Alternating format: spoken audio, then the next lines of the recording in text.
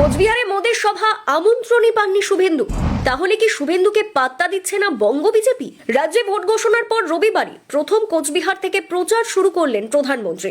সেখানে শুভেন্দুর গড়হাজিরা নিয়ে প্রশ্ন উঠছে। বঙ্গের ভোট প্রচারে প্রধানমন্ত্রী নরেন্দ্র মোদীর প্রথম জনসভার দিনই বিজেপির অন্দরের চোরা দ্বন্দ্ব প্রকাশ্যে চলে এলো। রবিবার কোচবিহারের রাসমেলা ময়দানে মোদীর প্রচার সভায় রাজ্য বিজেপির তাবড় নেতারা হাজির থাকলেও দেখা যায়নি শুভেন্দু অধিকারী, দিলীপ ঘোষকে। বিশেষত শুভেন্দুর অনুপস্থিতি নিয়ে প্রশ্ন উঠছে বিস্তর। গুঞ্জন শোনা যাচ্ছে কোচবিহারের সভার আমন্ত্রণই নাকি পাননি শুভেন্দু, আর তার নেপথ্যে দায়ী দলের সাধারণ সম্পাদক অমিতাভ চক্রবর্তী। যদিও শুভেন্দু এ নিয়ে কোনো প্রতিক্রিয়া দেননি, তিনি দিনভর নন্দীগ্রামে প্রচারে ব্যস্ত ছিলেন। প্রতিক্রিয়া মেলেনি দিলীপ ঘোষেরও।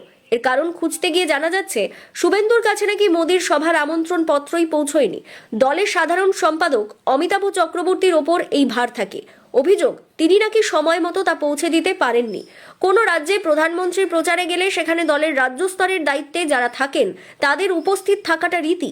এমনকি প্রধানমন্ত্রীর সেই কর্মসূচির বিজ্ঞাপনেও তাদের ছবি থাকে।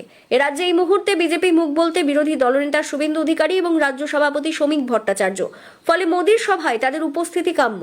অথচ কোচবিহারে উত্তরের দুই জেলার বিজেপি প্রার্থীদের হয়ে প্রধানমন্ত্রীর প্রচারের সভায় শ্রমিক থাকলেও দেখা যায়নি শুভেন্দুকে। কেন নেই তিনি? এর কারণ খুঁজতে গিয়ে জানা যাচ্ছে শুভেন্দুর কাছে নাকি মোদীর সভার আমন্ত্রণ পত্রই পৌঁছয়নি।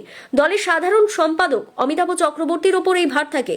অভিযোগ, তিনি নাকি সময় মতো তা পৌঁছে দিতে পারেননি।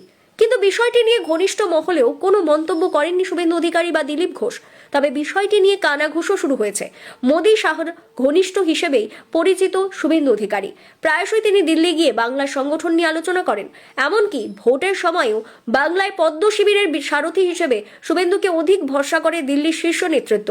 কিন্তু রবিবার কোচবিহারে মোদীর প্রচার সভায় তার অনুপস্থিতি নতুন করে প্রশ্ন তুলে দিল। ভোটের মুখে কি গেরুয়া ব্রিগেডের নতুন করে তীর ধরল? যদিও দলের আরেক সূত্রে জানা যাচ্ছে শুভেন্দু অধিকারী বা দিলীপ ঘোষ সকলেরই নিজ নিজ কেন্দ্র প্রচার কর্মসূচি ছিল।